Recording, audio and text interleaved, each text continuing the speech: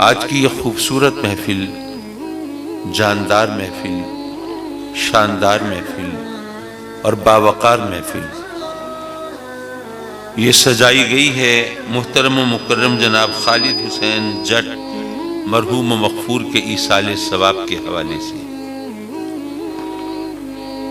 اور اس کو عنوان عشق رسول صلی اللہ علیہ وسلم کا دیا گیا ہے۔ میں اسی گھیرے اور اسی دائرے میں رہتے ہوئے اور جو اس محفل کا مقصود و مطلوب ہے اس کے پس منظر میں چند گزارشات پر اکتفا کروں گا۔ میں جانتا ہوں کہ موسم بھی بدل گیا ہے، گرم بستر کی لذت بھی دامنگیر ہوگی اور یقیناً نیند سے آنکھیں بھی بوجھل ہوں گی اور دن بھر کی تھکن سے اعصاب بھی کشیدہ ہوں گے،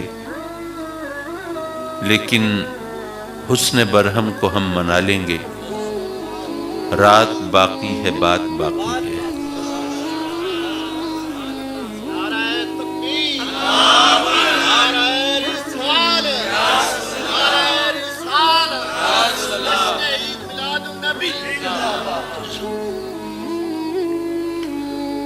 حضرات مکرم، آج کل لوگ یہ کہتے سنائی دیتے ہیں کہ یہ دور عمل کا ہے، اور کچھ لوگ افسانوی دنیا میں رہتے ہیں۔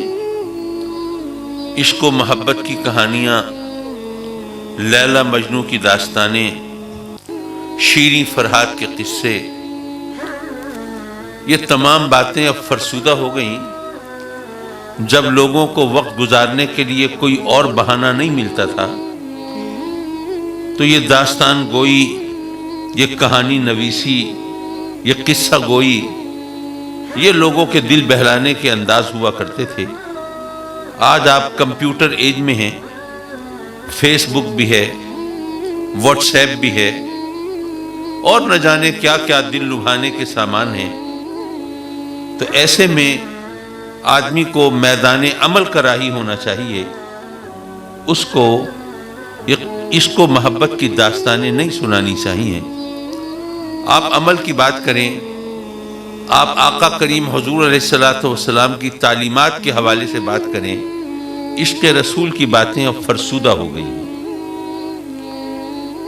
میں عرض کروں گا کہ بات اگر عمل کی ہے تو ظاہر ہے کہ سیدنا خالد بن ولید جیسا مجاہد، اس کے میدان عمل میں متحرک اور فعال ہونے کے حوالے سے کوئی مسلمان تو کسی شک اور شبے کا شکار نہیں ہو سکتا۔ ان کا وہ مشہور واقعہ آج کل ماشاءاللہ یہ انٹرنیٹ کی وجہ سے اتنا ضرور ہے کہ بہت سی چیزیں لوگوں تک اب پہنچ گئی ہیں۔ اب یہ علیحدہ بات ہے کہ ان کی ایتھینٹسٹی کیا ہے، وہ کتنی صحت کے ساتھ اور کس قدر اعتماد کے ساتھ پیش کی جاتی ہے، یہ ایک علیحدہ بات ہے۔ لیکن بہرحال سیدنا خالد بن ولید رضی اللہ تعالیٰ عنہ میدان عمل کے شہسوار ہیں۔ کافروں اور مسلمانوں کے درمیان جنگ سجی ہوئی ہے، صفیں بنی ہوئی ہیں، طبل جنگ بجنے والا ہے، ابھی قتل و غارت گری شروع ہونے والی ہے، اور اس وقت جو جرنیل ہوتے تھے وہ صف اول میں رہنمائی کیا کرتے تھے، میلوں پیچھے بیٹھ کر احکام صادر نہیں ہوتے تھے۔ تو اب مسلمان اس انتظار میں ہیں کہ حضرت خالد بن ولید وہ بتائیں گے کس دستے کو آگے بڑھنا ہے، کسے پیچھے ہٹنا ہے، کسے انتظار کرنا ہے، کسے تیر برسانے ہیں اور کسے وہ دفاع کرنا ہے۔ اب ایسے میں پتہ چلا کہ خالد بن ولید نہیں ہے۔ بھئی کہاں گئے؟ سپہ سالار کہاں گئے؟ جی ان کی ٹوپی کھو گئی تھی، وہ ڈھونڈ رہے ہیں۔ حضور یہ ٹوپی ڈھونڈنے کا وقت تو نہیں ہے، یہاں سر قلم ہونے کو ہیں، آپ ٹوپی ڈھونڈ رہے ہیں۔ کرم فرمائیں، مہربانی کریں، اگر ادھر کافروں نے حملہ کر دیا تو مسلمانوں کی تو کوئی رہنمائی کرنے والا نہیں، وہ تو پریشان ہوں گے، اور اس اضطراب میں اور اس بے عملی میں وہ تو مارے جائیں گے۔ خالد بن ولید کہتے ہیں ٹوپی بہت قیمتی ہے۔ حضور بہت قیمتی ہوگی، لیکن کیا مسلمانوں کی جانوں سے زیادہ قیمتی ہے؟ بہرحال اتنے میں اللہ کا کرم ہوا، ٹوپی مل گئی، آپ نے سر پہ سجائی، میدان میں اترے، اور رب کائنات نے کرم فرمایا، فتح و نصرت سے ہم کنار ہوئے۔ جب جنگ کے بعد مشاورت کے لیے بیٹھے، اس جنگ میں کیا کھویا، کیا پایا، کیا سبق سیکھا اور کیا ہمیں اس سے حاصل ہوا، تو کچھ دوستوں نے کہا کہ صحیح اللہ کا کرم ہوا، اس نے فتح عطا فرمائی، لیکن آپ نے تو مروانے میں کوئی کسر نہیں چھوڑی تھی۔ ادھر کافر حملہ کرنے کو ہیں اور آپ ٹوپی ڈھونڈ رہے ہیں۔ آپ جیسے مرد مجاہد اور آپ جیسے تجربہ کار جرنیل سے اس قسم کی حرکت کی تو کوئی توقع نہیں تھی۔ خالد بن ولید جواب دیتے ہیں کہ تم کیا سمجھتے ہو کہ مجھے فتح ملتی ہے تو میری حکمت عملی سے، مجھے فتح ملتی ہے تو میری بہادری سے، مجھے فتح ملتی ہے تو میری تجربہ کاری سے؟ ارے نہیں، یاد رکھو، مجھے اگر فتح ملتی ہے تو آقا کریم حضور علیہ السلام کے ان مقدس بالوں کے صدقے میں جو اس ٹوپی میں سے۔ اللہ، سبحان اللہ، سبحان اللہ، ماشاءاللہ، ماشاءاللہ، ماشاءاللہ۔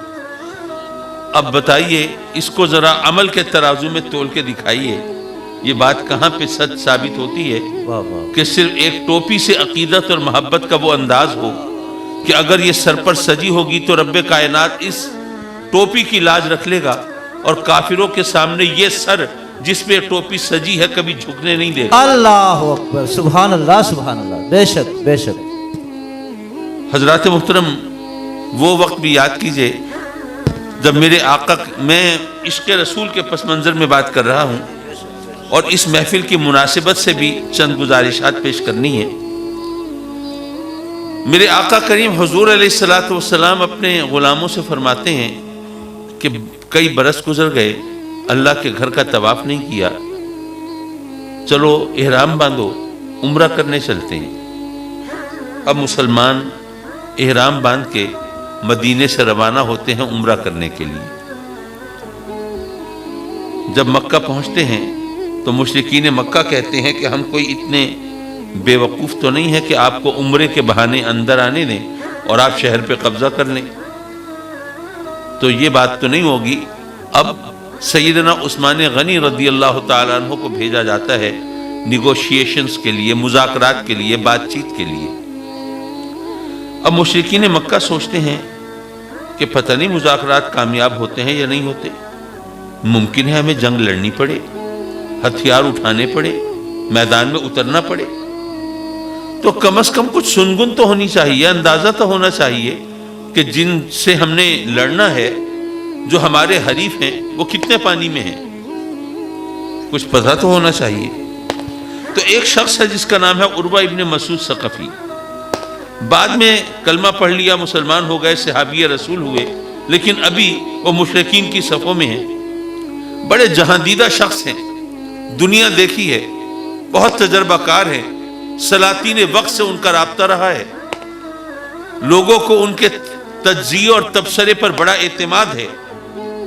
تو ان سے مشرکین مکہ کہتے ہیں کہ آپ ایسا کریں کہ آپ جائیں، آنے والوں میں بہت سے مہاجرین ہیں، تو وہ آپ کو ہاتھوں ہاتھ لیں گے، ان میں اشتیاق ہوگا کہ جاننا چاہتے ہیں جہاں ہم رہتے تھے وہاں حالات کیا ہیں، کس کے گھر بیٹا ہوا، کس کی شادی ہوئی، کون زندہ ہے، کون مر گیا، کیا حالات۔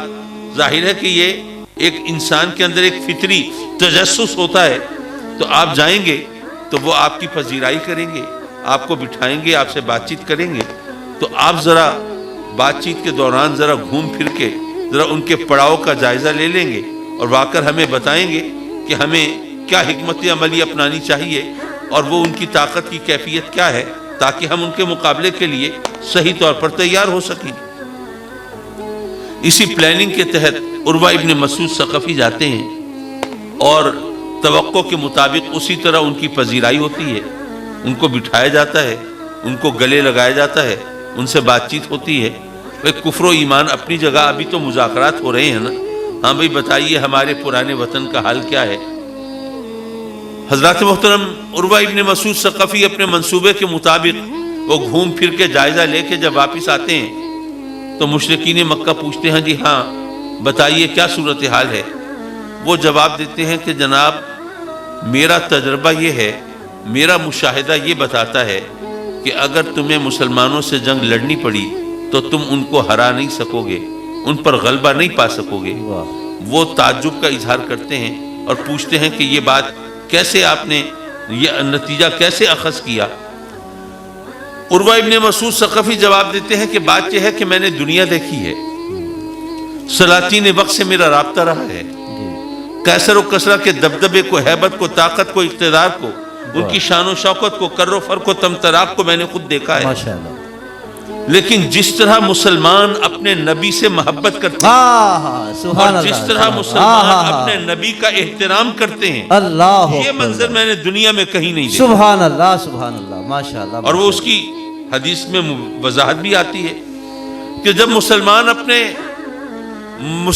جب نبی مسلمانوں کے نبی ان سے گفتگو کرتے ہیں، محو کلام ہوتے ہیں، تو مسلمان اس طرح متوجہ ہو کر، ہمتن گوش ہو کر، ساکت و سامت ہو کر، بے حس و حرکت ہو کر اپنے نبی کی گفتگو سنتے ہیں، سر جھکا کر اس طرح خاموشی سے بیٹھے ہوتے ہیں کہ اس وقت کوئی مسلمانوں کو دیکھے تو وہ یہ سمجھے گا کہ شاید ان کے سروں پر پرندے بیٹھے ہوئے ہیں اور ان کو یہ اندیشہ ہے کہ ذرا سی حرکت ہوئی، ذرا زور سے سانس بھی لی تو یہ پرندے اڑ جائیں گے.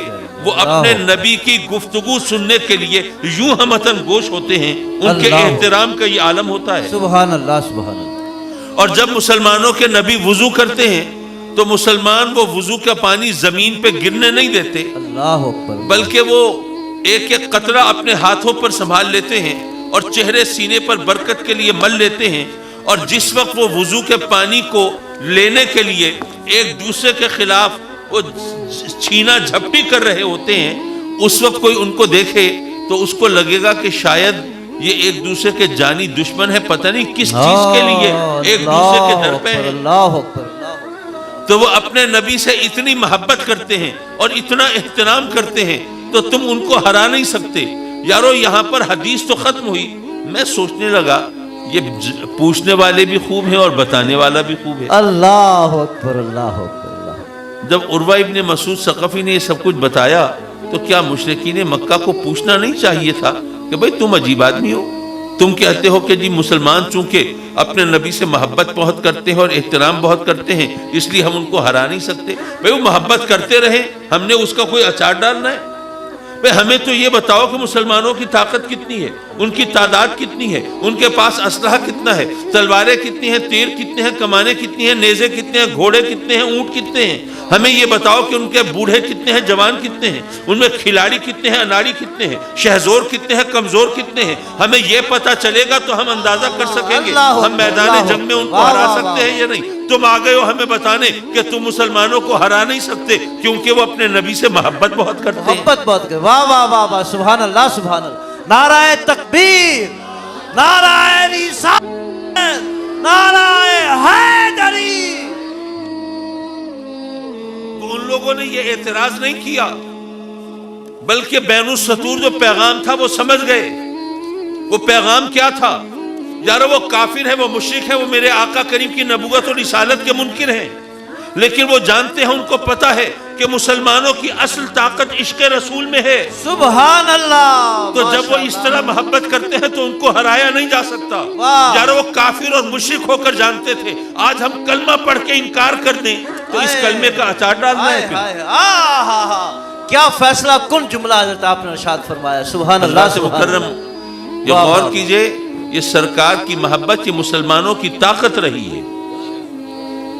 میں نے جو آیت کریمہ تلاوت کی، ذرا اس کے پس منظر میں گفتگو شروع کریں تو انشاءاللہ العزیز کچھ اور روزن کھلیں گے، کچھ اور راستے سامنے آئیں گے. قل، رب کائنات فرماتا ہے اے محبوب آپ کہہ دیجئے. اچھا میں دوستوں کے سامنے کبھی یہ بات کرتا ہوں کہ بھئی ہم ویسے تو مانتے ہیں کہ قرآن مجید کا ایک ایک لفظ ہمارے لیے ہدایت ہے، ہمارے لیے رہنمائی کا پہلو رکھتا ہے، لیکن نہ جانے کیوں جب لفظ قل آتا ہے تو ہم اس سے سرسری گزر جاتے ہیں۔ حالانکہ میرا دعویٰ یہ ہے کہ قرآن مجید میں جب لفظ قل آتا ہے، رب کائنات اپنے محبوب سے فرماتا ہے اے محبوب آپ کہہ دیجئے، تو ہر جگہ اس کا ایک علیحدہ مفہوم ہے، ایک علیحدہ ہدایت کا پہلو ہے۔ ذرا ایک آدھ مثال دے کے چلوں گا تو بات واضح ہوگی۔ دیکھیے اللہ کے فضل و کرم سے ہم سب مومن ہیں، کلمہ پڑھتے ہیں، لا الہ الا اللہ، اللہ کے سوا کوئی معبود نہیں، ہمارا ایمان ہے۔ تو کیا خیال ہے یہاں پاکستان میں کوئی اور معبود نہیں؟ شاید امریکہ میں ہو، امریکہ نے تو ساری دنیا کو نتھ ڈال کے رکھی ہوئی ہے، تو شاید وہاں زیادہ کوئی سٹرونگ پر ہیبت، کوئی زیادہ طاقتور خدا ہو۔ ہم کہتے ہیں کہ نہیں، یہ ساری دنیا میں، یہ گلوبل ویلیج میں، یہ اس روئے زمین پر، کرۂ ارض پر بس وہی خدا ہے، اس کے سوا کوئی نہیں۔ چلے اس کرۂ ارض پر، اس دنیا میں کوئی اور خدا نہ ہوگا، لیکن شاید چاند پر، سورج پر، ستاروں، سیاروں پر، کہکشاؤں میں، آسمانوں پر شاید کوئی اور خدا ہو۔ ہم کہتے ہیں نہیں، اس ساری کائنات میں کوئی اور خدا نہیں۔ تو اگر کوئی ہم سے پوچھ لے کہ جناب آپ کے اس دعوے کی حیثیت کیا ہے اور اس کلمے کی اوقات کیا ہے، کیا آپ نے جا کے دیکھا ہے کائنات کی وسعتوں کو کھنگالا ہے کیا؟ بھئی آپ کا یہاں پہ کون سی یونین کونسل ہے جی؟ بونگا حیات۔ بونگا حیات یونین کونسل کا کوئی رہنے والا ہو جو اس کی جورسڈکشن سے کبھی باہر نہ گیا ہو، اتفاقاً اس کو موقع ملے لاہور جانے کا، سیر سپاٹا کرتے ہوئے اس کی نظر پڑی مینار پاکستان پہ، دیکھ کے حیران رہ گیا، ششدر عقل اس کی خبت ہو گئی، اتنا اونچا مینار۔ اب واپس آ کے ایک ایک کو پکڑ پکڑ کے بتاتا ہے تم نے دیکھا ہے مینار پاکستان؟ ارے اتنا اونچا مینار تو دنیا میں کوئی ہو نہیں سکتا۔ اب جنہوں نے دنیا دیکھی ہے وہ ہنس رہے ہیں، وہ مذاق اڑا رہے ہیں کہ یہ بیچارہ، یہ اس دیہات کا رہنے والا، یہ کبھی نکلا نہیں تھا یہاں سے، اس نے دنیا دیکھی نہیں ہے، اس کا تجربہ محدود ہے، اس کا مشاہدہ محدود ہے، یہ بیچارہ تو کنویں کا مینڈک ہے نا، اس کو کیا پتا دنیا میں کیسے اونچے اونچے مینار ہیں جن کے سامنے مینار پاکستان تو بچہ سا لگتا ہے۔ یارو اگر کسی دور افتادہ پسماندہ دیہات کا رہنے والا، ریموٹ ایریا کا رہنے والا اتفاق سے لاہور پہنچے اور مینار پاکستان کو دیکھ کر اس کی عقل خبت ہو جائے، حواس باختہ ہو جائے اور اس کو دنیا کا سب سے اونچا مینار قرار دے، تو اس کے بارے میں ہم کہیں کہ اس کا تجربہ محدود، مشاہدہ محدود، یہ کنویں کا مینڈک، اس کی بات کی کوئی اوقات نہیں، کوئی حیثیت نہیں، کوئی وزن نہیں، لیکن خود جہاں بیٹھ کے کہیں اس ساری کائنات میں کوئی اور خدا نہیں، تو کوئی ہمیں نہیں کہہ سکتا میاں تم بھی تو کنویں کے مینڈک ہو۔ تم نے کون سا چاند سورج پہ قدم رکھا ہے؟ تم نے کیا ستاروں پہ کمندیں ڈالی ہیں؟ کیا کہکشاؤں کا سفر کیا ہے؟ کیا کائنات کی وسعتوں کو کھنگالا ہے؟ کیا آسمانوں پہ جھانک کے دیکھا ہے؟ یہاں بیٹھ کے کہتے ہو کوئی اور خدا نہیں ہے ساری کائنات میں۔ تمہارے اس کلمے کی، دعوے کی، ایمان کی اوقات اور حیثیت کیا ہے؟ اسی لیے رب کائنات نے فرمایا قل هو اللہ احد، اے محبوب تو ان سے کہہ دے کہ وہ اللہ ایک ہے۔ نعرہ رسالت، نعرہ حیدری، عظمت مصطفیٰ، زندہ باد، زندہ باد، زندہ باد۔ اے محبوب تو ان کو فرما دے، ان کو بتا دے، ان کو جتا دے کہ بس وہی وحدہ لا شریک ہے، اس کے سوا کوئی اور معبود نہیں، کوئی اور پرستش کے قابل نہیں، کوئی اور خدا نہیں۔ اے محبوب جب تو ان کو بتائے گا اور جب تیرے کہنے پر یہ میری وحدانیت کا، میری توحید کا اعلان و اقرار کریں گے، اور پھر اگر کسی نے ان کو ریفیوٹ کرنے کی، جھٹلانے کی، تردید کرنے کی جسارت کی، تو یہ اس کو جواب دے سکیں گے کہ میرا دعویٰ اگر یہ ہوتا، مجھے پتا ہے، مجھے خبر ہے، میں جانتا ہوں، میں نے ساری کائنات دیکھی ہے، پوری کائنات میں کوئی اور خدا نہیں، تو تم مجھے جھوٹا کہہ سکتے تھے، لیکن میں اپنی طرف سے نہیں کہہ رہا۔ ارے جس ہستی کے کہنے پر میں گواہی دے رہا ہوں نا، میں نے ساری کائنات کو نہ دیکھا ہوگا، لیکن اس ہستی نے ساری کائنات کو اپنی ہتھیلی پہ دیکھا۔ اللہ اکبر، اللہ اکبر۔ حضرات مکرم جب ہم کہتے ہیں ساری کائنات آقا کریم کی نگاہ میں ہے، تو لوگ کہتے ہیں فرقہ واریت پھیلائی جا رہی ہے، انتشار کا بیج بویا جا رہا ہے، یہ جناب اختلافی موضوعات کو چھیڑا جا رہا ہے۔ میں یہ کہتا ہوں کہ میں اگر نہ مانوں کہ میرے یہ تمام کائنات میرے آقا کریم کی نگاہ میں ہے، تو میرے کلمے کا اعتبار نہیں ہوتا۔ میرے ایمان کا وزن نہیں بنتا. واہ واہ واہ واہ. مجھے سبحان اگر اللہ، اپنے ایمان کا وزن چاہیے، کلمے کا اعتبار چاہیے، تو مجھے ماننا ہے کہ یہ تمام کائنات میرے آقا کریم کی نگاہ میں. اللہ اکبر. سبحان اللہ سبحان اللہ. بے شک. یہاں پر لفظ قل کی وضاحت ہوئی.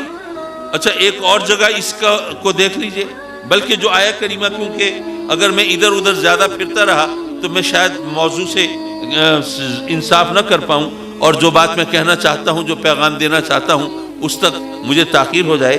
قل ان کنتم تحبون اللہ فاتبعونی یحببکم اللہ.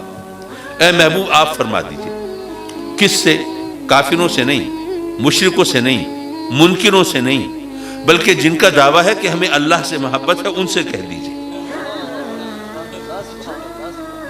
کیا کہہ دیجئے؟ کہ اگر تمہیں اللہ سے محبت ہے تو اے محبوب یہ تیری اتباع کریں. میں سوچنے لگا مولا یہ عجیب معاملہ ہے. جو محبت کرنے والے ہوتے ہیں ان کی طلب ہوتی ہے، تڑپ ہوتی ہے، خواہش ہوتی ہے، آرزو ہوتی ہے، ان کی امنگ ہوتی ہے، ان کی حسرت ہوتی ہے کہ محبوب ان سے ہم کلام تو ہو. محبوب اپنے ہونٹوں کو ہماری خاطر جنبش تو دے، وہ اس کی آواز ہمارے کانوں میں رس گھولے تو صحیح، وہ ہمیں بات کرنے کا شرف بخشے تو صحیح. مولا محبت کرنے والوں کی طلب ہوتی ہے کہ محبوب ان سے ہم کلام ہو. تو تجھ سے محبت کرنے والوں کی کیا اتنی اوقات بھی نہیں ہے کہ جو کہنا ہے خود کہہ دے؟ قل اے محبوب تو کہہ دے. یہ محبوب سے کیوں کہلوایا ہے مولا؟ یہ تو محبت کرنے والوں کی خواہش ہوتی ہے نا کہ محبوب ہم کلام تو ہو، بات تو کرے، وہ ہمیں اس قابل تو سمجھے، وہ تغافل اور جور و ستم کا ہمیں نشانہ نہ بنائے، بلکہ ہمیں اتنی حیثیت تو دے کہ ہم سے وہ بات کر لے. تو مولا جو کچھ کہنا ہے وہ ان کا دعویٰ ہے، تجھ سے محبت کرتے ہیں، تو ان کے اس دعوے کا اتنا بھرم رکھ لے، جو جواب دینا ہے خود دے دے. لیکن فرماتا ہے قل اے محبوب تو کہہ دے. سبحان اللہ سبحان اللہ. کیوں؟ دیکھیے بات یہ ہے کہ اگر آپ فلسفہ حسن و عشق پر غور کریں ماشاءاللہ، تو ہم تو یہاں پر بات کرتے ہوئے عشق کو اہمیت دیتے ہیں. کوئی نعت خان ماشاءاللہ بڑے جوش و ابھی عطاری صاحب پڑھ رہے تھے نعت، تو لوگ سوچتے ہوں گے جناب کیا بات ہے اس شخص کی، کیا اس کا عشق ہے اور کیا فنا ہے. لیکن یاد رکھیے کہ اگر کوئی نعت خان نعت پڑھ رہا ہے، اپنے عشق کا اظہار کر رہا ہے، تو اس کی اوقات اور حیثیت اس کے عشق کی وجہ سے نہیں ہے. یہ جملہ شاید آپ کو ذرا کڑوا لگا ہو، لیکن میں اس کے پرت کھولنا چاہوں گا اور آپ کو بتانا چاہوں گا کہ اس کے میری بات کا مفہوم کیا ہے. دیکھیے اگر کوئی نعت خان ہے، کوئی مقرر ہے، خطیب ہے، وہ جناب لفظوں کے جال بن رہا ہے، تقریر کر رہا ہے، نعتیں پڑھ رہا ہے، سوز ساز ترنم آواز کے حوالے سے لوگوں کے جذبات کو اکسا رہا ہے. ایسے میں لوگ سمجھتے ہیں جناب کیا بات ہے، عاشق رسول ہے، اس کی کیا حیثیت ہے.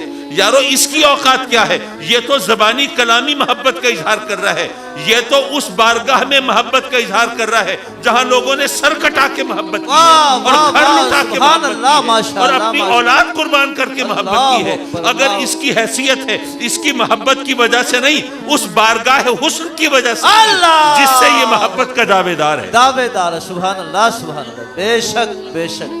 ورنہ ایک زبانی کلامی محبت کی کیا حیثیت؟ وہاں ذرا دیکھو تو صحیح کس کس طرح لوگوں نے محبت کی ہے. بے شک بے شک. تو فلسفہ حسن و عشق میں اصل اہمیت حسن کی ہے. وہ کیسے؟ بات یہ ہے کہ عشق اپنے وجود کے لیے حسن کا محتاج ہے. بغیر حسن کے عشق نہیں ہو سکتا، محبت نہیں ہو سکتی. لیکن حسن اپنے وجود کے لیے عشق کا محتاج نہیں. جنگل میں پھول کھلے، اسے کوئی چاہے نہ چاہے، کوئی سراہے نہ سراہے، کوئی ہاتھ اس کو زیب گلو کرنے کے لیے بڑھے نہ بڑھے، کوئی بلبل اس کے لیے نغمہ سرا ہو نہ ہو، پھول اپنی ذات میں حسین ہے. بے شک بے شک بے شک. تو حسن اپنے وجود کے لیے عشق کا محتاج نہیں، لیکن عشق نہیں ہو سکتا، محبت نہیں ہو سکتی جب تک کہ حسن نہ ہو. حسن نہ ہو. واہ واہ واہ. ممکن ہے کہ آپ میں سے کوئی ذہین دوست ذرا چٹکی لینے کی کوشش کریں اور کہیں کاظمی صاحب یہ بات تو محل نظر ہے. وہ اس لیے کہ آپ نے کہا بغیر حسن کے محبت نہیں ہوتی، لیکن بتائیے ماں کو بیٹے سے محبت، بچے سے محبت ہے کہ نہیں ہے؟ تو کیا ہر بچہ کیا حسین و جمیل ہوتا ہے؟ کیا بات، بد شکل بھی تو ہوتے ہیں، بدصورت بھی تو ہوتے ہیں، کیا بات، بے ہنگم اور بے ڈول بھی تو ہوتے ہیں، واہ، لیکن ماں کو تو ان سے محبت ہوتی ہے، اور آپ کہتے ہیں کہ بغیر حسن کے محبت نہیں ہوتی۔ تو آپ کا یہ فلسفہ تو پہلے قدم پہ غلط ہو گیا۔ اللہ اکبر۔ میرا اصرار ہے کہ یاد رکھیے بغیر حسن کے محبت نہیں ہوتی، لیکن آپ سے یہ کس نے کہا کہ حسن صرف جسم کی ساخت یا چہرے مہرے میں ہوتا ہے؟ ہاں، واہ واہ واہ واہ، کیا فلسفہ ہے کیا اس حسن میں۔ صرف لب و واہ رخسار واہ میں واہ، ہوتا سبحان ہے؟ اللہ سبحان کیا اللہ۔ حسن صرف خد و خال میں ہوتا ہاں ہاں ہاں۔ ہے؟ کیا حسن صرف نقش و نگار میں ہوتا ہے؟ ہاں۔ کیا حسن صرف جسم کی بناوٹ میں ہوتا ہے، سبحان جسمانی خد و خال میں ہوتا ہے؟ نہیں یارو، حسن جذبے میں بھی ہوتا ہے، آہا، حسن رشتے کا بھی ہوتا ہے۔ سبحان اللہ۔ یہاں ماں بیٹے کا رشتہ ہے، حسین رشتہ ہے نا؟ یہاں مامتا کا جذبہ ہے، حسین جذبہ ہے نا؟ حسن کسی نہ کسی شیپ میں ہوگا تبھی محبت ہوگی، بغیر حسن کے محبت نہیں ہو سکتی۔ سبحان اللہ سبحان اللہ، ماشاء اللہ ماشاء اللہ۔ رب کائنات نے گویا یہ فرمایا کہ اے مجھ سے محبت کا دعوے دارو، کیا میرے حسن سے آنکھوں کو سیراب کیا ہے؟ کیا میرے جمال کا مشاہدہ کیا ہے؟ اگر مجھے دیکھا نہیں، میرے جمال کا مشاہدہ کیا نہیں، میرے حسن سے آنکھوں کو سیراب کیا نہیں، تو مجھ سے محبت کا دعویٰ کیسے کر سکتے ہو؟ بغیر حسن کے محبت تو ہوتی نہیں۔ اب وہ حدیث پڑھو، من رانی فقد رأى الحق انا میراث و جمال الحق، جس نے مجھے دیکھا اس نے اسے دیکھا۔ ارے اللہ کے حسن کے جلوے تو میرے آقا کریم کے چہرے کے آئینے میں جھلکتے اور چھلکتے ہیں۔ سبحان اللہ، بے شک۔ تو رب کائنات نے گویا یہ فرمایا کہ مجھ سے محبت کرنے والے میرے محبوب سے کنی کترا کے مجھ سے محبت کا دعویٰ ہاں ہاں، بے شک بے شک، سبحان اللہ سبحان اللہ۔ لیکن یہاں پر پھر کوئی دوست چٹکی لے سکتا ہے، پھر اعتراض کر سکتا ہے۔ عقل کا وہی کام ہے جو مکھی کا ہوتا ہے نا، سارا جسم صحیح سلامت صاف ستھرا، کسی ایک جگہ ذرا چھوٹا سا زخم ہے، مکھی سارے جسم کو چھوڑ کر زخم پہ آ کے بیٹھتی ہے۔ یہی کام عقل کا اور علم کا ہے، ساری بات سارا بیان سیدھا سادہ سمجھ میں آنے والا، کسی ایک جگہ ذرا اعتراض کی گنجائش بنتی ہو تو وہ عقل وہی متوجہ ہوتی ہے۔ حضرات محترم، ممکن ہے کوئی دوست کہیں کہ جناب چلیے یہ بات آپ نے کہی کہ بغیر حسن کے محبت نہیں ہوتی، تو آپ نے دلیل سے کہی، ہم نے مان لی، وہ حسن کسی نہ کسی شکل میں ہوگا تو محبت ہوگی، لیکن یہ کہنا کہ آقا کریم کے بغیر اللہ سے محبت کا دعویٰ کیسے کریں، تو یہ بات تو ماننے کی نہیں۔ وہ یہ تمام کائنات میں جہاں بھی حسن ہے وہ کس کا ہے؟ اللہ کا ہے نا۔ وہ کلیوں میں ہو یا پھولوں میں ہو، تتلیوں میں ہو یا جگنوں میں ہو، کوہساروں میں ہو یا آبشاروں میں ہو، تلاتم آشنا سمندروں میں ہو یا سبکرو ندیوں میں ہو، وہ چہروں میں ہو یا آوازوں میں ہو، اللہ اکبر اللہ، ہر جگہ حسن تو اسی کا ہے نا۔ جی، تو یہ کائنات میں جو اس کا حسن ہے، کھیتوں کھلیانوں میں حسن اس کا حسن ہے، تو اس کو دیکھ کے کیا ہم اللہ سے محبت نہیں کر سکتے؟ بات تو وزنی ہے اور بات صحیح بھی ہے، میں بھی مانتا ہوں، جو صحیح بات ہو ماننی ہی چاہیے، لیکن یارو اگر میں نے یہ مانا تو آپ کو بھی ایک بات ماننی پڑے گی۔ مانتا ہوں تمام کائنات میں اسی کا حسن ہے، لیکن یاد رکھو تمام کائنات میں اس کا حسن بکھرا ہوا ہے اور آقا کریم کی ذات میں سمٹا ہوا ہے۔ سبحان اللہ سبحان اللہ۔ تو جس ذات میں اس نے اپنے حسن کے جلوے سمیٹ کے رکھ دیے ہیں، اس سے نگاہیں چرا کے، کنی کترا کے اور آنکھیں بچا کے تم اللہ سے محبت کا دعویٰ کرو گے، وہ کیسے قبول فرمائے؟ سبحان اللہ سبحان اللہ سبحان اللہ، ماشاءاللہ۔ تو رب کائنات نے گویا فرمایا، قل اے محبوب مجھ سے محبت کرنے والوں کو بتا دیجئے کہ جب تک تیرا واسطہ درمیان میں نہیں ہوگا ان کا دعوی محبت بھی قبول نہیں ہوگا۔ سبحان اللہ سبحان اللہ، بے شک۔ حضرات محترم، بات ہے اس محفل کی جو ایصال ثواب کی خاطر سجائی گئی۔ مجھے ایک حدیث یاد آئی، اس کی روشنی میں چند باتیں، اور ایک تو میں نے تقریر شروع کرتے ہوئے گھڑی نہیں دیکھی، اب کیلنڈر دیکھنے کی نوبت آ جائے گی۔ بہرحال میں کوشش کروں گا کہ اس سے پہلے کہ آپ مجھ سے اجازت طلب کریں، مجھے آپ سے اجازت لینی چاہیے۔ میرے آقا کریم حضور علیہ الصلوۃ والسلام محو سفر ہیں، اپنے صحابیوں کے ہمراہ، اور جس جانور پر آپ تشریف فرما ہیں، ایک جگہ وہ خچر، وہ جانور ڈر جاتا ہے، بدک جاتا ہے، گھبرا جاتا ہے، میرے آقا کریم اس سے اترتے ہیں، اپنے ہمراہیوں کو، صحابیوں کو، غلاموں کو بتاتے ہیں کہ یہاں قبریں ہیں، 2 قبر والوں کو عذاب ہو رہا ہے جن کو دیکھ کر یہ جانور ڈر گیا ہے۔ ایک کو اس لیے عذاب ہو رہا ہے کہ وہ ناپاک چھینٹوں سے نہیں بچتا تھا، دوسرے کو اس لیے ہو رہا ہے کہ وہ چغل خور تھا۔ پھر ایک روایت کے مطابق 7 کھجور کے درخت ہیں، تو آقا کریم وہ درخت کھجور کے شاخیں اور ٹہنیاں توڑتے ہیں اور قبروں پہ ڈالتے ہیں اور فرماتے ہیں کہ جب تک یہ ٹہنیاں، یہ شاخیں سرسبز ہیں، ہری بھری ہیں، تر و تازہ ہیں، سرسبز و شاداب ہیں، اس وقت تک ان کی حمد و تسبیح سے قبر والوں کے عذاب میں کمی ہوتی رہے گی۔ حضرات مکرم، پہلی بات یہ کہ اگر کوئی وزیر ہو یا کوئی افسر ہو، جیل کے معائنے پہ جائے، قیدیوں سے ملاقات ہو، تو کیا کسی قیدی کو صرف دیکھ کر اس کو پتہ چل جائے گا کہ اس کو کس جرم میں کتنی سزا ہوئی ہے؟ ظاہر ہے کہ نہیں۔ جب تک اس کی فائل نہ دیکھے، وہ کیس ہسٹری وہ سٹڈی نہ کرے، اس کو پتہ نہیں چلے گا۔ اچھا یہ بھی نہیں پتا وہ قبریں کتنی پرانی ہیں، حدیث میں تو ذکر نہیں ہے کتنی پرانی قبریں ہیں، لیکن جب اگر عذاب قبر دیکھ لیا، عذاب قبر دیکھ لینا بھی کوئی معمولی بات تو نہیں ہے نا، لیکن چلیے ایک وقوع پذیر چیز ہے، اس کو دیکھ لیا، بات سمجھ میں آتی ہے، لیکن وہ عذاب کیوں ہو رہا ہے یہ تو پتہ نہیں چلے گا جب تک نامہ اعمال پہ نظر نہ ہو۔ جس جانور پہ آقا کریم تشریف فرما ہے وہ عذاب قبر دیکھ کے ڈر گیا ہے۔ آپ کو کچھ اندازہ ہے قبر کسے کہتے ہیں؟ ممکن ہے آپ سوچیں لو جی کاظمی صاحب کو یہ بھی نہیں پتا قبر کسے کہتے ہیں۔ میں عرض کروں گا کہ قبرستان میں جو قبریں بناتے ہیں، زمین میں گڑھا کھود کے ہم مردوں کو دفناتے ہیں، پیاروں کو مٹی دیتے ہیں، جس کو ہم عرفاً قبر کہتے ہیں، وہ صرف قبر کی علامت ہے، نشانی ہے۔ اصل میں قبر عالم برزخ میں ہوتی ہے۔ ممکن ہے یہ بات ذرا کانوں کو اجنبی لگے اور جو بات نئی ہو وہ دلیل مانگتی ہے۔ دلیل کیا ہے؟ آپ کو پتہ ہے بندہ جب قبر میں جاتا ہے اسے سوال و جواب ہوتے ہیں۔ اگر سوالوں کے جواب قبر والا صحیح دے تو قبر کی دائیں طرف سے سجے پاسے سے جنت کی کھڑکی کھل جاتی ہے، اللہ کی رحمتوں کا سلسلہ شروع ہو جاتا ہے۔ اور اگر قبر والا سوالوں کے جواب غلط دے تو پھر قبر کے الٹی طرف سے بائیں پاس کھبے پاسے سے وہ جہنم کی کھڑکی کھل جاتی ہے اور عذاب کا سلسلہ شروع ہو جاتا ہے، اللہ معاف کرے۔ یعنی قبر میں پہلے سوال و جواب ہوتے ہیں، اس کے بعد عذاب یا ثواب ہوتا ہے۔ اور میرا خیال ہے عقل بھی یہی کہتی ہے، منطق بھی یہی کہتی ہے، امتحان پہلے ہونا چاہیے، نتیجہ بعد میں نکلنا چاہیے۔ تو قبر میں پہلے سوال و جواب ہوتے ہیں، اس کے بعد عذاب ہو یا ثواب ہو وہ ہوتا ہے۔ ایک بحری جہاز ہے، سمندر میں جا رہا ہے، کسی حادثے کا شکار ہوا، ڈوب گیا، اس کے مسافر وہیں لقمہ اجل بن گئے۔ اب سمندر میں ان کو قبر تو ملی نہیں، تو ان سے قبر کے سوال و جواب ہوں گے کہ نہیں؟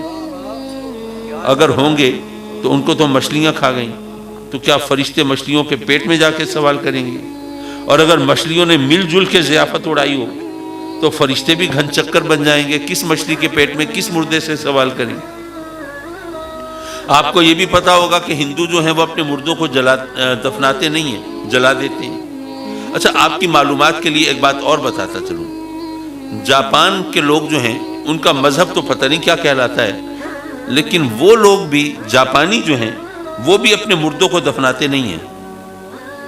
یہ اور بات ہے کہ وہ راکھ دفنا دیتے ہیں لیکن وہ بھی اپنے مردوں کو جلاتے ہیں، لیکن ہندو اپنے مردوں کی راکھ جو ہے پانی میں بہا دیتے ہیں۔ جو جاپانی ہیں وہ راکھ پانی میں نہیں بہاتے بلکہ وہ زمین میں دفنا دیتے ہیں۔ خیر، فرض کیجئے ایک ہندو مر گیا، اب اس کی چتا کو آگ لگا دی، اس کی راکھ پانی میں بہا دی، قبر میں تو دفنایا نہیں، اب اس سے قبر کے سوال و جواب ہوں گے کہ نہیں؟ اگر کسی کا خیال ہے کہ نہیں ہوں گے تو بڑا آسان نسخہ ہاتھ لگ گیا۔ جس بندے کے بارے میں خیال ہو کہ اس کے کرتوت اچھے نہیں ہیں، اس کے ساتھ قبر میں اچھا سلوک نہیں ہوگا، تو اس کو قبر میں دفنانا ہی نہیں چاہیے۔ اس کی بھی چتا بنا دو، جان چھوٹے، قیامت کے بعد جو ہوگا دیکھا جائے گا۔ یارو قبر کے سوال و جواب ہر ایک سے ہوں گے، ہندوؤں سے بھی ہوں گے اگرچہ قبر میں نہیں دفنایا، سمندر میں ڈوبنے والوں سے بھی ہوں گے اگرچہ ان کو قبر نہیں ملی، مچھلیوں نے کھا لیا، تو کیسے ہوں گے؟ یہ سوال و جواب تو قبر میں ہوتے ہیں نا. تو یارو قبر اصل میں عالم برزخ میں ہوتی ہے, تو وہاں تو ہر ایک پہنچتا ہے, سوال و جواب وہیں پہ ہوں گے. اگر ابھی ذہن میں کچھ اگر مگر ہو تو ایک اور حدیث سے رہنمائی لے لیتے ہیں. میرے آقا کریم صلی اللہ علیہ وسلم فرماتے ہیں کہ ہر قبر یا جنت کا باغ ہے یا دوزخ کا گڑھا ہے. ان دو حالوں میں سے کسی ایک حال سے خالی نہیں, یا جنت کا باغ یا دوزخ کا گڑھا. اچھا, کبھی بارشیں زیادہ ہو جائیں, کبھی سیلاب آ جائے, کبھی زلزلہ آ جائے, یا ویسے ہی کبھی قبریں بوسیدہ ہو کر پرانی ہو کر دہل جاتی ہیں, بیٹھ جاتی ہیں, کھل جاتی ہیں, اور بسا اوقات مردوں کی ہڈیاں بھی چمکتی ہوئی نظر آتی ہیں. پھر اللہ کسی صاحب خیر کو توفیق دیتا ہے, وہ کچھ مرمت شرمت کرا دیتا ہے, ایسا ہو جاتا ہے. ہو سکتا ہے آپ میں سے کچھ لوگوں نے بھی وہ کھلی ہوئی قبریں دیکھی ہوں. تو کبھی کسی قبر میں کوئی عذاب یا ثواب کی, جہنم یا دوزخ کی کوئی نشانی نظر آئی آپ کو؟ کوئی چنگاری, کوئی انگارہ, کوئی شعلہ کوئی دکھائی دیا؟ نہیں, اللہ محفوظ رکھے. کوئی کلی, کوئی پھول, کوئی خوبصورت منظر, کوئی حور چہل قدمی کرتی ہوئی نظر آئی؟ نہیں. ظاہر ہے اگر نظر آئی ہوتی تو آپ یہاں کہاں بیٹھے ہوتے؟ حضرات مکرم, میرے آقا کریم کا فرمان تو غلط ہو نہیں سکتا. ہر قبر یا جنت کا باغ یا دوزخ کا گڑھا. لیکن ہمیں کبھی کسی قبر میں جنت یا دوزخ کی کوئی نشانی نظر نہیں آئی. کیوں؟ وہ اس لیے کہ ہم دیکھ رہے ہیں قبر کو اس دنیا میں, اور اصل میں قبر تو ہے عالم برزخ کی چیز, تو ہم یہاں کیسے دیکھیں گے؟ اچھا, ابھی بھی اگر کوئی اگر مگر ہو تو چلیے ایک اور انداز سے سمجھ لیجیے. آپ حضرات بیٹھے میں تو دیکھیے, ایک کا رائٹ سائڈ دوسرے کی لیفٹ سائڈ سے ملی ہوئی ہے. اسی طرح بیٹھتا ہے آدمی صف میں. قبرستان میں قبریں بھی اسی طرح بنی ہوتی ہیں, ایک کا سجدہ پاسا دوسرے کے کھبے پاسے سے ملا ہوا ہوگا. فرض کیجئے دو قبریں ہیں قبرستان میں بنی ہوئی ہیں. اچھا, میری جو رائٹ اور لیفٹ سائڈ ہے میں اسی کا اعتبار کر رہا ہوں. فرض کیجئے اس قبر کی یہ رائٹ سائڈ یہ ہے, لیفٹ سائڈ یہ, اور اس قبر کی رائٹ سائڈ یہ ہے, لیفٹ سائڈ یہ. اب اس قبر والے نے سوالوں کے جواب صحیح دے دیے, تو اس کے رائٹ سائڈ سے یہاں سے جنت کی کھڑکی کھل گئی. اس قبر والے نے سوالوں کے جواب غلط دیے, اس کے لیفٹ سائڈ سے یہاں سے جہنم کی کھڑکی کھل گئی. اب دونوں قبریں ساتھ ساتھ بنی ہیں, یہاں سے جنت کی کھڑکی کھلی ہوئی ہے, یہاں سے جہنم کی کھڑکی کھلی ہوئی ہے. تو یارو, کیا جنت اور دوزخ اتنی چھوٹی ہیں جو دو قبروں کے درمیان سما گئی ہیں؟ کیا اصطلاح ہے, سبحان اللہ, ماشاءاللہ ماشاءاللہ ماشاءاللہ. تو پھر یہ کیسے ہوا؟ کیا سمجھانے کا یار, انداز بات ہے. دراصل یہ ہے کہ قبریں تو اصل میں عالم برزخ میں ہیں, تو وہاں کے فاصلے کا یہاں ہم دنیا میں اعتبار کیسے کر سکتے ہیں؟ تو اگر یہ بات آپ سمجھ گئے کہ اصل میں قبر عالم برزخ میں ہوتی ہے, تو اب سمجھیے کہ جس جانور پر میرے آقا کریم جلوہ فگن وہ عذاب قبر دیکھ کے ڈر گیا, تو یہ خیال مت کیجئے کہ زمین کے 4-6 فٹ نیچے تک اس کی نگاہ پہنچ گئی اور اس نے وہاں پر عذاب قبر کو دیکھ لیا. نہیں یارو, جس جانور پر سرکار جلوہ فگن, اس کی نگاہ عالم دنیا سے عالم برزخ تک پہنچ گئی ہے. واہ واہ واہ, سبحان اللہ سبحان اللہ, ماشاءاللہ ماشاءاللہ. جس جانور پر سرکار تشریف فرما اس کی نگاہ عالم دنیا سے عالم برزخ تک پہنچ جاتی ہے. تو پھر ذرا سوچئے, وہ شہزادے جو آقا کریم کے کندھوں پہ بیٹھتے تھے, ان کی نگاہ, اللہ اللہ اکبر اللہ اکبر, سبحان اللہ سبحان اللہ. اور آقا کریم کی اپنی نگاہ کا عالم کیا ہوگا؟ سبحان اللہ ماشاءاللہ ماشاءاللہ. اللہ اکبر, یا رسول اللہ, زندہ باد زندہ باد. چلیے اب ذرا تھوڑا فکر کا سفر اور آگے بڑھاتے ہیں. میرے آقا کریم صلی اللہ علیہ وسلم نے کھجور کی ٹہنیاں شاخیں توڑی, قبروں پہ ڈالی, فرمایا کہ جب تک یہ سرسبز ہیں, تر و تازہ ہیں, شاداب ہیں, اس وقت تک ان کی حمد و تسبیح سے قبر والوں کے عذاب میں کمی ہوتی رہے گی. میرا سوال یہ ہے کہ جب یہ پتے خشک ہو جائیں گے, یہ ٹہنیاں سوکھ جائیں گی, تو کیا حمد و تسبیح کرنا چھوڑ دیں گی؟ قرآن تو کہتا ہے کہ کائنات کی ہر چیز اللہ کی حمد و تسبیح میں مشغول ہے, چاہے وہ خشک ہے چاہے تر ہے. جب کائنات کی ہر چیز اللہ کی حمد و تسبیح میں ہمہ وقت مشغول ہے, تو یہ ٹہنیاں شاخیں سوکھ جائیں حمد و تسبیح تو پھر بھی کرتی رہیں گی، لیکن آقا کریم نے بتا دیا کہ ان کی حمد و تسبیح سے قبر والوں کو فائدہ اس وقت تک ہوگا جب تک کہ یہ سرسبز ہیں، جب تک یہ تر و تازہ ہیں. ٹھیک. اچھا، اس میں ایک تو خطابی دلیل ہے معذرت کے ساتھ. پتہ یہ چلا کہ خشک مولویوں کی حمد و تسبیح سے فائدہ نہیں. واہ واہ واہ، سبحان اللہ سبحان اللہ سبحان اللہ. لیکن جو بات میں کہنا چاہتا ہوں وہ یہ ہے کہ پتے سوکھ جائیں گے، ٹہنیاں خشک ہو جائیں گی، حمد و تسبیح پھر بھی کرتے رہیں گے، کیونکہ کائنات کی ہر چیز حمد و تسبیح میں مشغول ہے. ماشاءاللہ ماشاءاللہ. لیکن آقا کریم نے فرمایا کہ ان کی حمد و تسبیح سے قبر والوں کو فائدہ اس وقت تک جب تک یہ سرسبز ہیں. تو پتہ یہ چلا کہ حمد و تسبیح کرنے والوں کی دو قسمیں ہیں. ایک وہ جن کی حمد و تسبیح سے خود ان کو بھی فائدہ نہیں ہوتا. بھئی یہ شامیانہ ہے، یہ قناتیں ہیں، یہ قالین ہے، یہ سٹیج ہے، یہ لاؤڈ سپیکر ہے، یہ در و دیوار ہے، یہ مٹی ہے، یہ ریت ہے، یہ سب کچھ ہے. قبر میں پر بھی منو ٹنوں کے حساب سے ریت، مٹی، پتھر وغیرہ ہیں، یہ سب حمد و تسبیح کر رہے ہیں نا. لیکن کیا ان کے مراتب میں اضافہ ہو رہا ہے؟ قرب الہی کی منزلیں طے ہو رہی ہیں؟ درجات بلند ہو رہے ہیں؟ کچھ بھی نہیں. بھئی اجر ثواب حاصل حصول تو کچھ بھی نہیں، بس اللہ کی طرف سے ڈیوٹی ہے، کر رہے ہیں، باقی تو کچھ نہیں ہے. تو پتہ یہ چلا کہ حمد و تسبیح کرنے والوں کی دو قسمیں ہیں. ایک وہ جن کی حمد و تسبیح سے خود ان کو بھی فائدہ نہیں ہوتا، اور ایک وہ جن کی حمد و تسبیح سے دوسروں کو بھی فائدہ ہوتا ہے. تو اگر یہ بات آپ کو یاد رہ جائے تو آج کے بعد اگر کوئی آپ سے بحث کرنے لگے کہ جناب یہ ایصال ثواب، یہ قرآن خوانی، یہ پڑھنا پڑھانا، یہ بخشنا، یہ سب ڈھونگ ہے، یہ بیکار ہے، یہ سب مولویوں کے کھانے پینے کے بہانے ہیں، تو آپ سمجھ جائیے کہ وہ بیچارہ مسئلہ نہیں بتا رہا، وہ تو صرف اپنی قسم بتا رہا. اللہ، چہرائے بے نور پہ داڑھی کے اضافے کو نہ دیکھ، خط کے مضمون کو پڑھ، خط کے لفافے کو نہ دیکھ. اللہ اکبر. حضرات محترم، اور ایک موٹی سی بات یہاں پہ ایک اور سمجھ میں آتی ہے. یہ جو ٹہنیاں ہیں، شاخیں ہیں، کیا یہ کوئی غوث، قطب، ابدال، کوئی پہنچی ہوئی ہستیاں ہیں؟ بھئی درخت کی شاخیں ہی تو ہیں. اگر کھجور کی ٹہنیوں اور شاخوں کی حمد و تسبیح سے قبر والوں کو فائدہ ہو سکتا ہے تو اے مسلمانوں، کلمہ پڑھنے والوں، سرکار کے غلاموں، کیا تمہاری قرآن خوانی حمد و تسبیح سے قبر والوں کو فائدہ نہیں ہو سکتا؟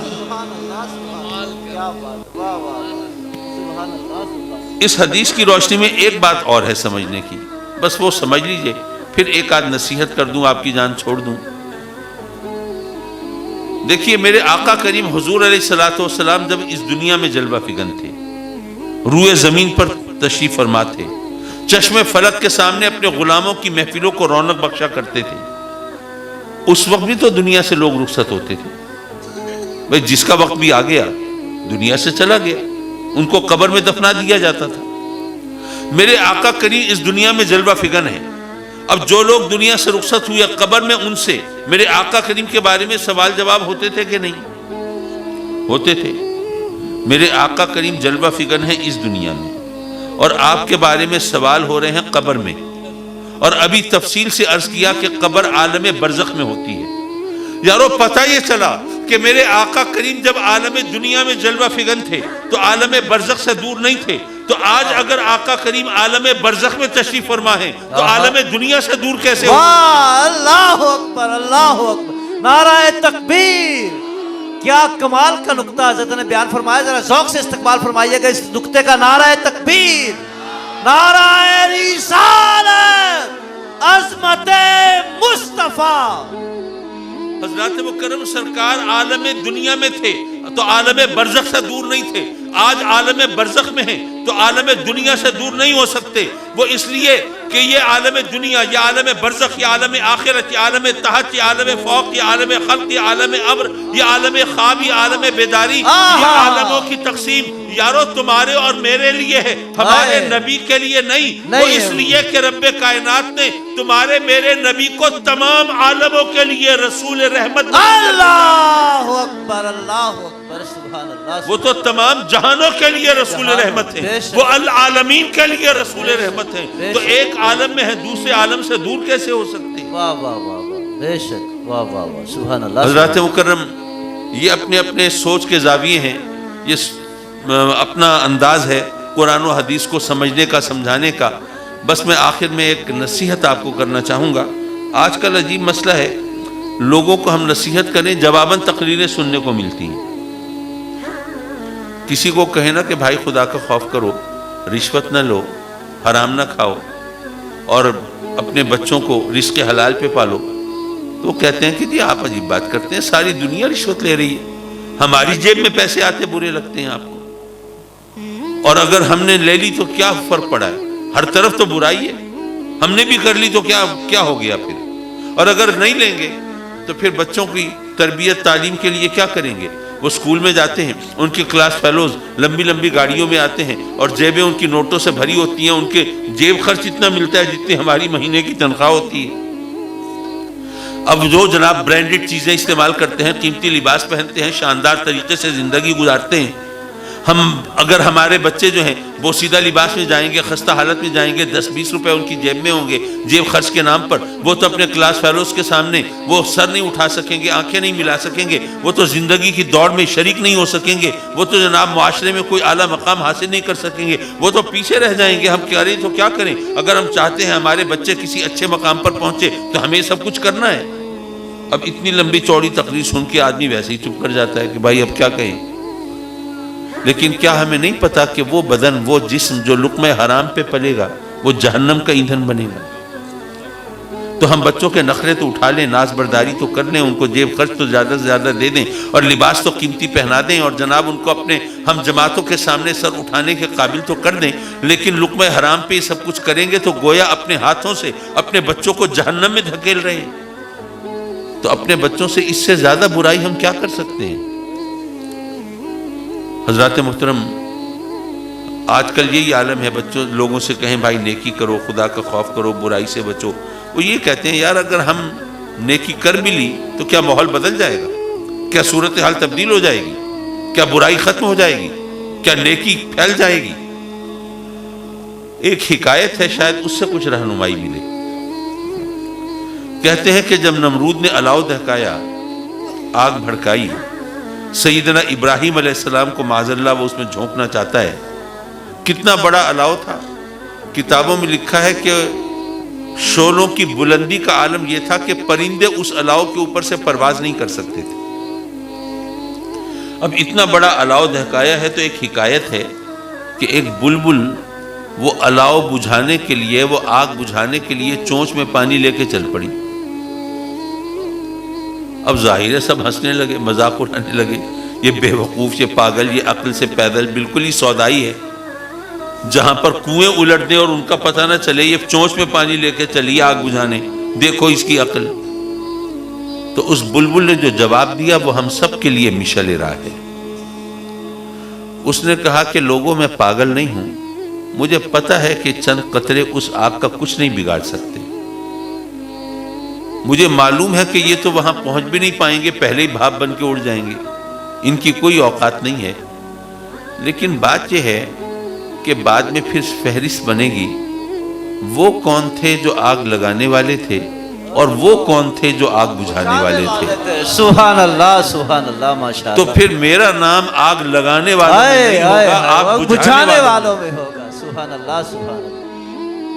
یارو ممکن ہے اگر آپ نیکی کریں، برائی کو چھوڑ دیں تو شاید ماحول نہ بدلے، فرق نہ پڑے۔ ویسے تو میرا یقین ہے چراغ سے چراغ جلتا ہے، حالات بدلتے ہیں۔ چلیے ایک لمحے کو فرض کر لیا کہ وہیں پر نالا وہیں پہ رہے گا، صورتحال ویسی رہے گی، برائی پنپتی رہے گی، پھلتی پھولتی رہے گی اور نیکی کا وجود نظر نہیں آئے گا۔